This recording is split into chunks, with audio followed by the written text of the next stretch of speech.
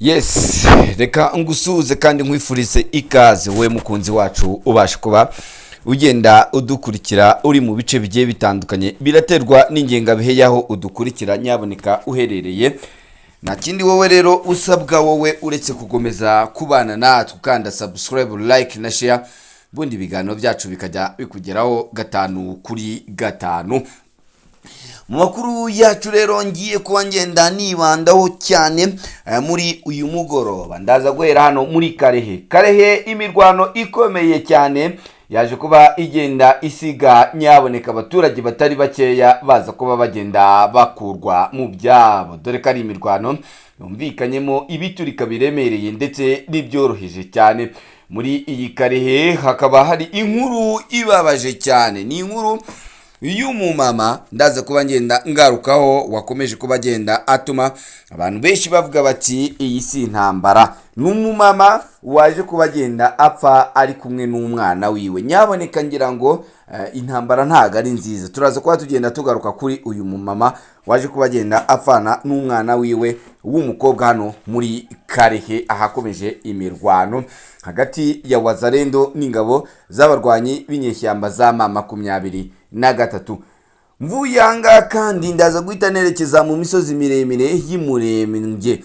Imisozi miremire y'Imurenge naho ibintu ntago bikomeye, ntago ibintu byoroshye cyane. Nyuma yaho rero hano haje kuba hagenda habera imirwano ikomeye cyane yamaze umwanya muto hano ku Ndondo, aho bamwe mu basirikare b'Abarundi baherutse kuba bagenda bavuga ko bageze ku butaka bw'igihugu cya Repubulika ya Demokarasi ya Kongo. Ingabo zigera mu 2026 zatangiye ngo kuba zigenda zikora ibi bikorwa zatangiye kuba zigenda zikora, ndaza kuba ngenda mbigarukaho.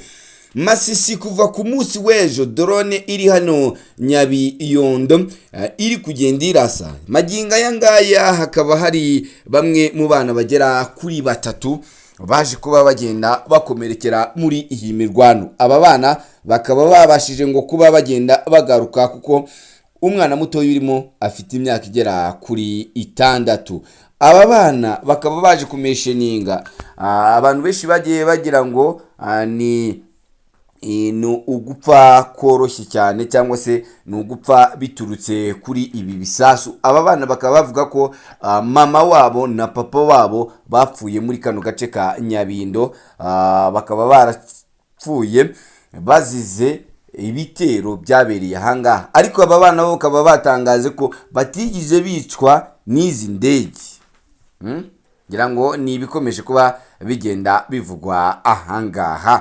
Nyaboneka mvuye ahangaha ndaza kuba ngenda n'ubundi nkiri hano mu gihugu cya Repubulika Iharanira Demokarasi ya Kongo. Ibya MONUSCO n'abaturage b'igihugu cya Repubulika Iharanira Demokarasi ya Kongo bikomeje kuba bigenda bifata indi ntera nyaboneka. Ngira ngo MONUSCO imaze igihe kinini iri hano mu gihugu cya Repubulika Iharanira Demokarasi ya Kongo, ngo abaturage benshi bakaba bamwe bayiyumvamo abandi ntibayiyumvemo. Turaza kuba tugenda atugaruka ku by'iyi MONUSCO n'ibyo ikomeje kuba igenda igaragaza hano ku butegetsi bw'igihugu cya Repubulika Iharanira Demokarasi ya Kongo. Ni nako kandi Minisitiri Dr Bizimana yakiriye General Faye wahoze ari mu ngabo za Minwari hano mu gihugu cy'u Rwanda. Baganira iki? Byose turaza kuba tugenda tubigarukaho hano mu makuru yacu. Uganda nayo yamaze kuba igenda yivanga cyangwa se yinjira mu byo Repubulika ya Demokarasi ya Kongo n'igihugu cy'u Rwanda. Perezida Yoweri Kaguta Museveni yagize ibyo agenda atangaza. Ni ibiki? Byose ndaza kuba ngenda ambigarukaho gatanu kuri gatanu mu makuru yacu agiye agezweho. Yari imirwano k'uyu munsi ikomeye cyane yashakiranyije umutwe w'inyeshyamba za M23 hano mu gihugu cya Repubulika Iharanira Demokarasi ya Kongo, cyane cyane hano muri Karehe. Aka gace ka Karehe ni kamwe mu duce tumaze iminsi tuberamo imirwano. Iyi mirwano hano muri Karehe ikaba yarasize cyane kuko ihamaze iminsi abaturage benshi bagenda bava mu byabo. Hano muri Karehe ni kamwe mu duce navuga ko twaje kuba tugenda tugaragaramo inkuru ibabaje cyane bitewe n'iyi mirwano yagiye ibera muri aka gace. Turaza kuba tujya kuri umudamu bamwita ngo Speciosa Lakwaro wari ari kumwe n'abana be babiri, akana ke yarahetse mu mugongo, haje kugaragara bamurashe amasasa agera muri 3 ndetse n'akana kiwe bakarashe isasu mu mugongo ariko kakiri kazima. Aka ni kamwe mu kana bakakomeje kuba kagenda gatuma abantu benshi bagenda abibaza ku by'imirwano itari gutoranya, yaba ku basivile ndetse no ku basirikare. Bamwe mu bari ahangaha bakaba bakomeje kuba bagenda bavuga ko uyu mwana ataje kuraswa n'izi drone bagenda bavuga cyane cyane ku ruhande rw'inyeshyamba za M23, ahubwo ngo yaje kuraswa n'abasirikare b'uyu mutwe w'inyeshyamba za M23 ubwo bareho ngo bagerageza ko bagenda bahunga kuko ngo bamanutse bariho bagenda barasa. Abandi baturage bakaba bavuga yuko hano muri aka gace ngo izi nyeshyamba zifite umujinya n'uburakari bukomeye cyane kubera ko izi drone nyaboneka ngo zaje kuba zigenda zibangiriza kuva ku munsi w'ejo nk'uko bamwe mu baturage bagenda babivuga.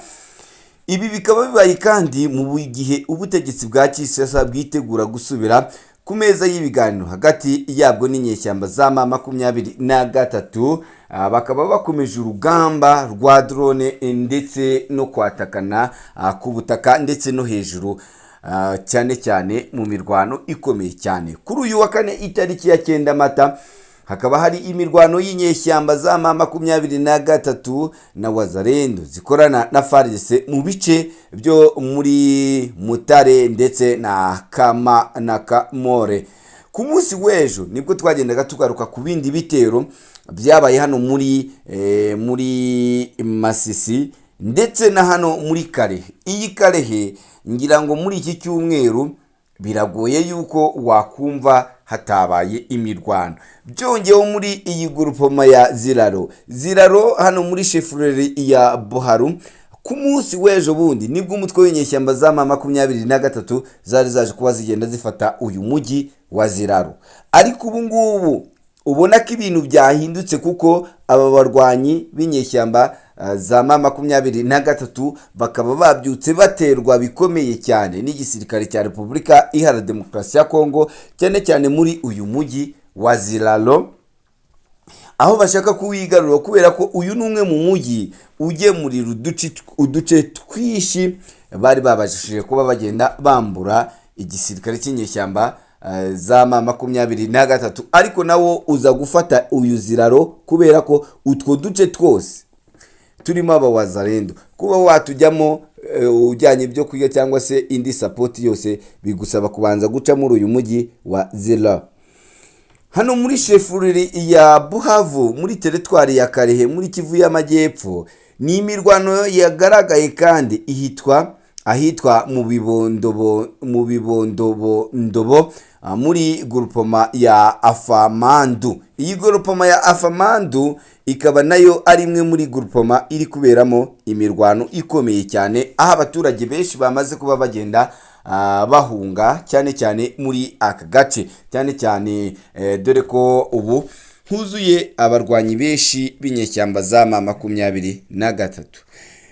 Aya makuru akaba agiye hanze nyuma y'aho hariho hagenda havugwa cyane cyane ukwiyongera gukomeye cyane ku ruhande rw'inyeshyamba za M23 hano muri teritwari ya Masisi ndetse na Karehe. Cyane cyane hano muri Masisi hakaba havuga ko hari imodoka zigera kuri 7 z'abarwanyi b'inyeshyamba za M23 bagaragaye bari gukorosinga hano muri iyi satere, aho bariho bagenda bajya gufasha abarwanyi ibinyeshyamba za M23 bahamaze iminsi, kubera ko mw'iyi minsi bariho baragaragaza ko bagenda bahura n'urugamba rukomeye cyane, aho bari kwatakwa n'igihugu cya Repubulika Iharanira Demokarasi ya Kongo, cyane cyane muri bino bice byanga muri teritwari ya Masisi. Nkuko bitangazwa na societe civile rero yo muri aka gace, abantu benshi barimo abagore batwite, abana ndetse n'abana n'ubumuga bari guhunga berekeza mu gace bita Rurambo ndetse na Biriko hano muri teritwari ya Warikare. Mwibutse ko iyi Warikare nubwo bari kuyihungiramo nayo nta buhungiro ifite, kubera ko igihe icyo ari cyo cyose nayo iraza kuba igenda iberamo imirwano, kubera ko abarwanyi b'inyeshyamba z'uyu mutwe wa M23 naho bamaze kuba bagenda bahagera, kandi batangaje ko biteguye kuba naho bagenda bahagaba ibitero bakabasha kuba bagenda bahigarurira, nk'uko tubikesha imboni yacu iri ahangaha. Kuva kuwa gatatu ushize itariki ya 8 Mata saa 10 za nimugoroba, indege zitagira abapiloti z'ihuriro y'ubutegetsi rya Kinshasa zarashe mu gace karimo defense y'abarwanyi b'inyeshyamba za M23 muri Nyabiyondo muri teritwari ya Masisi, ndetse zitwika bimwe mu bice cyangwa se zitwika bimwe mu bikoresho, ndetse bivuga ko harimo n'ububiko bw'imbunda bw'uyu mutwe w'inyeshyamba za M23 bwaje kuba hagenda buhahira nyuma y'ibitero bikomeye cyane byaje kuba bigenda bigabwa n'aba baturage. Ni mu gihe nubwo ibi ngibi biri kuba bigenda bikomeza biba ahangaha mu gihugu cya Repubulika Iharanira Demokarasi ya Kongo, imirwano yo ntihagarara, kubera ko abasirikare b'umutwe w'inyeshyamba za M23 ibyo kuba barambika cyangwa se bagenda boroherana bitoroshye cyane, kubera ko bo barashaka kwigarurira utundi duce, na leta nayo iri gushaka kuba igenda ibambura uduce twose bagiye bafata. Mvuye ahangaha reka nerekeze mu misozi miremire y'Umurenge. Mu misozi miremire y'Umurenge ngira ngo ahangaha cyane cyane mu gihugu cya Repubulika Iharanira Demokarasi ya Kongo hagiye havugwa ingabo zaturuningiwe mu gihugu cy'u Burundi hano ku Ndondo mu Bibogo, nk'uko byaje kuba bigenda bitangazwa. Ingabo 4,000 zose zaturutse mu gihugu cy'u Burundi, izi ngabo zikaba ziri ahangaha muri aka gace, aho ziri kuba ziteguye kugaba ibitero ku barwanyi b'inyeshyamba za M23, nubwo usanga societe civile yo iri kwigenda itangaza yuko abari abaje kuba buza umutekano. Hakaba hari n'andi makuru avuga yuko bano ikibajyanye ari ukuba bagenda bafasha ingabo z'abarundi ziri hano mu bice by'Umurenge na Fardc kuba zagenda zigarura bino bice byose byo mu mikenka, dore ko n'ubundi byinshi babifite. Ariko umuvugizi wa Twirwaneho akaba yamaze kuba agenda atangaza yuko bano ngo icyabajyanye ari ugusahura ndetse no gutwara amatungo yabo ndetse no kubica. Rero bigahita byerekana umuka muke ukomeje kuba uranga hano mu gihugu cya Repubulika Iharanira Demokarasi ya Kongo. Imodoka za MONUSCO zatewe amabuye zibuzwa kwinjira muri santere ya Mbasa hano mu gihugu cya Repubulika Iharanira Demokarasi ya Kongo. Igisirikare cya Repubulika Iharanira Demokarasi ya Kongo ibuni kuri uyu wa gatatu itariki ya 8 Mata cyamaganye ibikorwa by'urubyiruko rwitambitse imodoka z'ingabo z'umuryango w'abibumbye MONUSCO zitera amabuye ruzibuza kwinjira muri iyi santere ya Mbasa hano muri Ituri. Mu itangazo ryashyizwe ahagaragara ku uyu wa gatatu, ibuni umuvugizi w'ingabo muri iki gihugu Lieutenant Jules Ngoga yavuze ko ibyo bikorwa ari imyitwarire yo kurwanya Repubulika idatanga umusanzu mu bikorwa by'amahoro, ahubwo ifasha imitwe yitwaje intwaro itera ubwoba abaturage bo muri aka gace. Yagize ati, iki ni igikorwa cyo kwigomeka, imyitwarire irwanya Repubulika. Twagiye dukorana na MONUSCO haba muri Irumu, Magahuri, Jigugu cyangwa se Mbasa, turakomeza gukora nk'umuntu umwe. Fardc kandi yihanangirije abashishikarije ibikorwa byo kuyobya abaturage ku nyungu zabo bwite. Yashimangiye kandi ko MONUSCO ari umufatanyabikorwa wa guverinoma mu kugarura amahoro muri Ituri kandi no mu dundi duce twose twaha mu gihugu cya Repubulika Iharanira Demokarasi ya Kongo. Uyu muvugizi akaba yakomeza avuga ati, tugize ku bintu bikomeye cyane hano muri Ituri. uturere twose turatekanye kugeza ubu twaratekanye ku nkunga ya MONUSCO. Sinumva ukuntu umufatanyabikorwa ashobora kuza gukorana n'ingabo z'igihugu kugira ngo arinde abaturage, hanyuma abo baturage ubwabo bakamutera amabuye. Oya sibyo.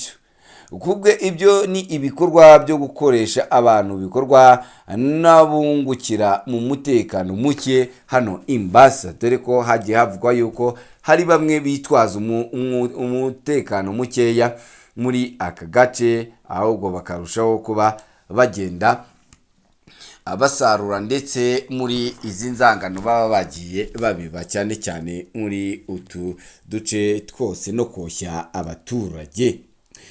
Ni mu gihe kandi Dr Bizimana uyobora minisitiri y'abamwe bw'abanyarwanda yaje kuba agenda yakira uwahoze ari umusirikare muri Minembwe. Aba ni kimwe cyangwa se ni zimwe mu ngabo zahoze hano muri genocide yakorewe abatutsi mu Rwanda umwaka w'1994. Minisitiri Bizimana yakiriniye General Fey wahoze mu ngabo za Mintwari hano mu gihugu cy'u Rwanda. Mu gitondo cyo kuri uyu wa kane itariki ya 9 Mata, Minisitiri w'ubumwe bw'abanyarwanda n'inshingano mbonera gihugu Dr Bizimana Damascene yakiriye Senegal General Baka Faye wahoze ari mu ngabo zari mu butumwa bw'amahoro bwa Loni mu Rwanda Mintwari mu gihe cya jenoside yakorewe abatutsi. General Fey yaje mu gihugu cy'u Rwanda mu rwego rwo kwifatanya n'abanyarwanda kwibuka ku nshuro ya 32 ndetse yatanze ikiganiro mu nama mpuzamahanga yo kurwanya jenoside yahuriyeho n'igikorwa cyo kuzirikana imyaka 30 y'urugendo rw'umuryango wa Ibuka mu gihugu cy'u Rwanda. Ibi ni ibiganiro byaba byagarutse ku kamaro ko gushyira imbaraga mu bikorwa byose byo kwibuka ibimenyetso by'amateka no gukomeza kurwanya ingengabitekerezo ya jenoside. Ni mu gihe kandi nubwo ibingibi biri kuba bigenda biba, tariki ya 9 n'ubundi hano mu gihugu cy'u Rwanda ni umunsi hatangira operasiyo amahwisi abatutsi bagatereranwa. Tariki ya 9 Mata, abatutsi bari bahungiye mu bice bitandukanye byo mu mujyi wa Kigali, hahandi barishwe ndetse n'iwabo. Ngo z'umufaransa zatereranye, ingabo z'abafaransa zatereranye abatutsi baricwa zireba. Ku iyi tariki nibwo icyo abafaransa bise operasiyo Armawisi yatangiye mu Rwanda. Ku itariki ya 12 Mata, igisobanuro cy'iyo operasiyo cyari ugucyura abafaransa n'abanyamahanga bari mu gihugu cy'u Rwanda. Iyi ni operasiyo yabaye igihe abantu bicwaga cyane muri Kigali n'ahandi henshi mu gihugu, bicwa n'abasirikare n'interahamwe. Izo ngabo z'abafaransa zarebaga abicwa nyamara ntizigire nabo zitabara, barabaretse baricwa bakomereza gucyura bene wabo baritahira. Abafaransa ntibashatse gutabara kugira ngo bahagarike ubwicanyi bwakorerwaga mu maso yabo, cyane cyane ku kibuga cy'indege cya Kanombe. Bahasize benshi babasigira interahamwe, ubwo bo bariho bagerageza kuba bagenda bitahira, mu gihe abaturage bo bariho bagerageza kuba babaka ubutabazi. Hari abatutsi bari bashoboye kurira mu modoka z'aba basirikare b'abafaransa zacyuraga abanyamahanga, ariko bagera muri bariyeri bakabakuramo bakabicira imbere y'ingabo z'abafaransa. Imiryango yarimo abashakanye hagati y'umufaransa n'umunyarwanda barabatandukanyije, abanze gutandukana barahabasiga. Abagore bashakanye n'abanyarwanda basabye ko abo bashakanye n'abana babo babatwara baranga. Abakozi ba ambasade y'Ubufaransa cyane abatutsi barasigaye, abenshi barishwe. Ambasade y'Ubufaransa yafunguriye imiryango yabo umuryango wahoze ari perezida wari mu mutwe w'abicanyi bashyizweho na leta yariho n'ibyegera bya Habyarimana. Abatutsi bageragezaga kurira urukuta rwa ambasade y'Ubufaransa barakubitwaga bakabasubiza inyuma, interahamwe zigahita zibica. Abakozi bo mu nzu yareraga ipfubyi Alforima de Suite de Agathe yari iya Agatha Kanziga, umugore wa Habyarimana, barabatwaye ariko Ubufaransa bwima ubuhungiro abana ba nyakwigendera. Minisitiri w'intebe Agatha Uwiringiyimana wari amaze iminsi 2 yishwe n'abasirikare b'u Rwanda bari bayobowe na Majoro Bernard Ntiyahunga. Uwo munsi umuryango wa Habyarimana n'abandi buriye indege z'Abafaransa bajyanwa ibungi bakomereza mu gihugu cy'Ubufaransa hano i Paris. Ni mu gitondo cy'itariki ya 8 Mata Bagosora yakoranije abayobozi bagize hutupawa kugira ngo bashyireho guverinoma. Bose bavuga mu mashyaka y'abahezanguni ishyirwaho y'iyo guverinoma ryabereye muri ambasade y'Abafaransa. MLD yari ihagarariye na Matayo Ngirumatse, Edouard Kamere visi perezida we na Joseph Nzirorera. Umunyamabanga mukuru wa MDR ahagarariwe na Frodouard Kamira. Donata Murego PR ahagarariwe na Justine Mugenzi na Agnes Ntaya Mabyariro. PCD yari ihagarariwe François Ndungutse ndetse na Yaseta Sengiyumva.